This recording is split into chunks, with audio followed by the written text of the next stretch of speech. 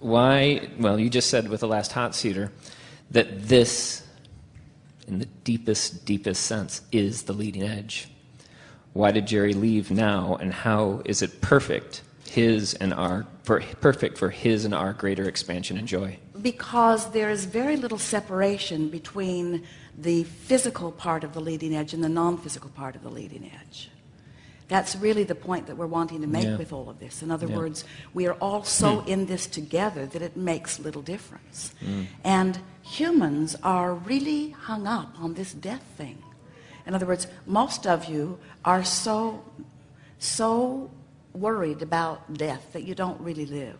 Yeah. It's time for a bridge. Yeah. It's time for a bridge. A bridge. A bridge. That's interesting. Can you say more on that? Not really.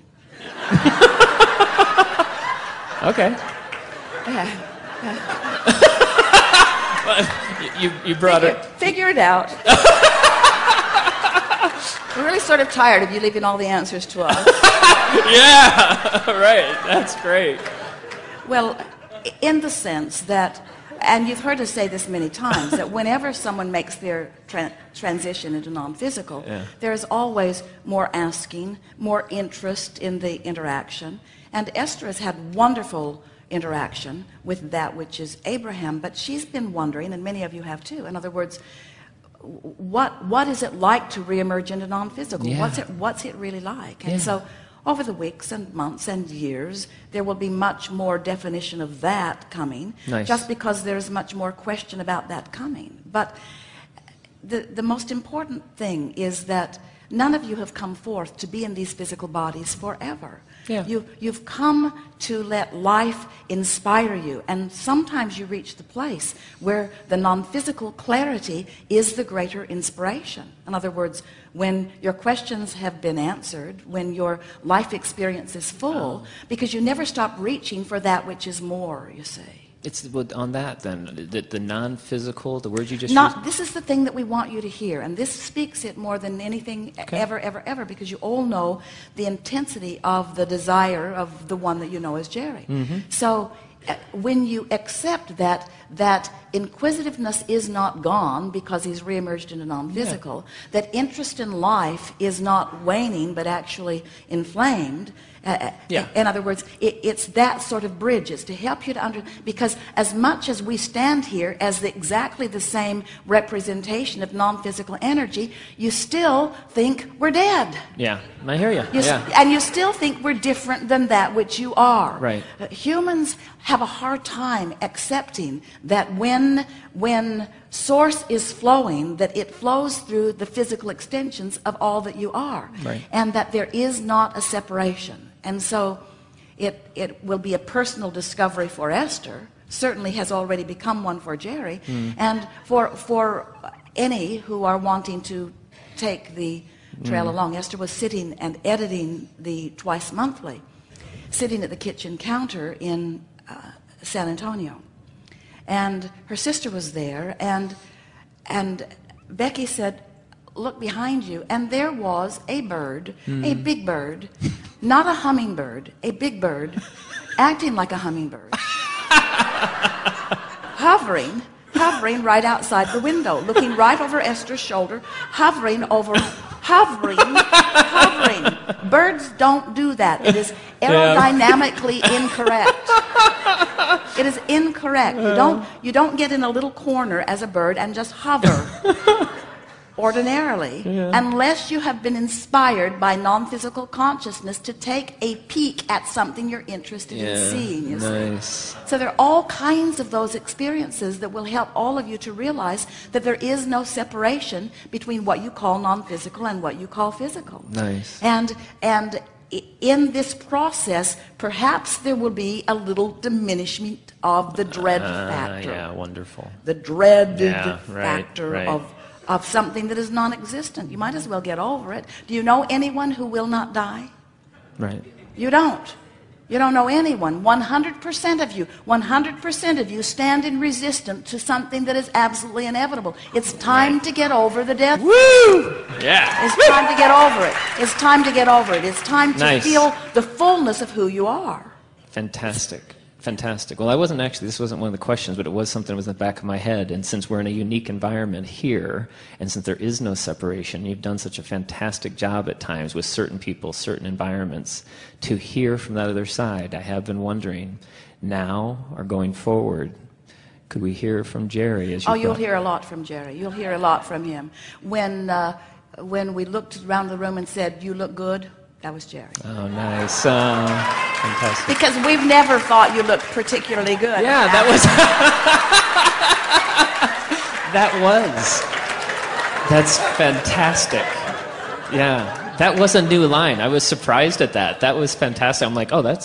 And those of you who have been hanging around, you'll recognize Jerry's input. And in some case, it will be hard to separate it because he's been hanging around with us, as have you, while physically focused. But it will be evident. Wonderful. Well, on the topic... And at times, obnoxious and annoying. Great. Well, that's fantastic on that metaphor of the bridge. Because he is that sort of bridge. In other words, we have been non-physically focused, and you have to understand that everything that we are, we're going to enjoy this. So, Esther, in her alignment, and over time, don't read your notes, listen to us. Okay, all right. That was Jerry. What?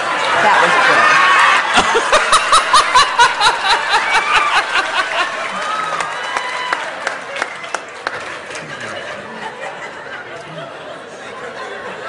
Hi.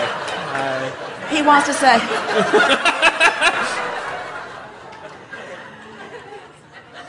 Esther, in her alignment, has managed, and in her meditation through years, has managed to focus us into a beingness that is evident to you.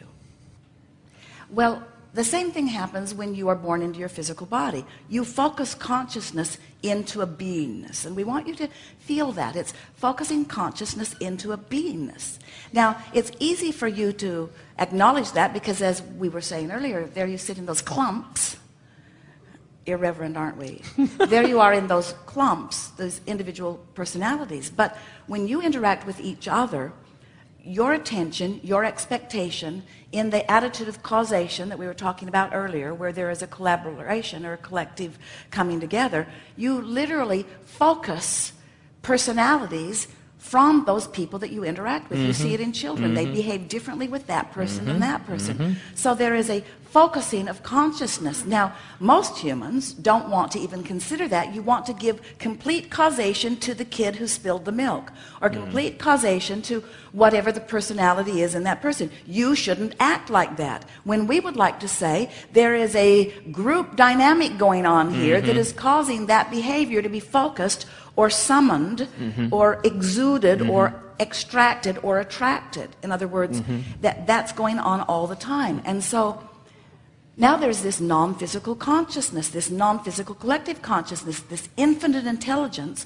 which you all focus into being. Jerry got this ball rolling in a very powerful way because he had lived so much life and had so many questions. And when he began to interact with what he knew to be infinite intelligence, that his life had focused so much of it into being, you see. And so the questions began flowing. Esther said she was glad to see you here, and she was glad to see you here because, as she was looking, because she acknowledges that there are many who will continue that summoning of consciousness in the way that Jerry got it started. And it is so much more global now, because now we've laid this baseline. People understand that, as Seth said, who got it started even before, you create your own reality. And Jerry said, if that is so, how is it so? Seth said, your point of power is in the now. And Jerry said, if that is so, how is that so? And so we've spent the last 26 years answering that question for Jerry and others. That's a question that we really want to talk about here today, and you are bringing it right out to the leading edge again, because it's the focusing of consciousness forward, you see. So you want to feel a certain amount of responsibility for what you're extracting from your grandchildren or from your children or from your government. Take some of the credit for what you are extracting from your government. In your criticism of them, you get more of it. In your appreciation of it, you get more of it. In your attention to anything, you get more of it. So now, here is Esther. She's been focusing us into being with the help of Jerry only in the beginning and many like you as it began to evolve. And so now here is this consciousness known as Abraham, and you have a level of expectation about what it is. You know we're infinite intelligence, or at least you think we are. We are. We are. In the sense that we have access to any thought that you activate enough to bring into focus. In other words, you are the creation of what goes on here. The collective consciousness and expectation of that which you are is what summons this. So you all have a sort of attitude or expectation of what the non-physical is. Well, Jerry's introduction or reemergence into it adds a different dynamic, at least for Esther, because Esther doesn't want Jerry to be Abraham. She's already got Abraham, you see. She wants his unique introduction to it. Well, what's going to make that? What's going to cause Esther to feel? Is Jerry going to assert himself into this No, we mix? have to keep it alive, the essence? No, it isn't that way at all. You don't have to. You can't help it. But it is Jerry or Abraham. Are we going to assert our knowledge into a forum like this? Or is your expectation, is your wondering, is your inquiry, are you the ones that focus that into being, you see? And so, and that's unsettling a bit to someone like Esther.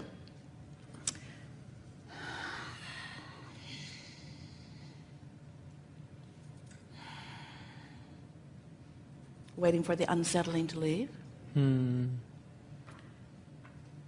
But when she remembers what law of attraction is, and she remembers what the power of focus is, so now that's that bridge we were talking about. She has that unique perspective that summons specifically. That's that bridge.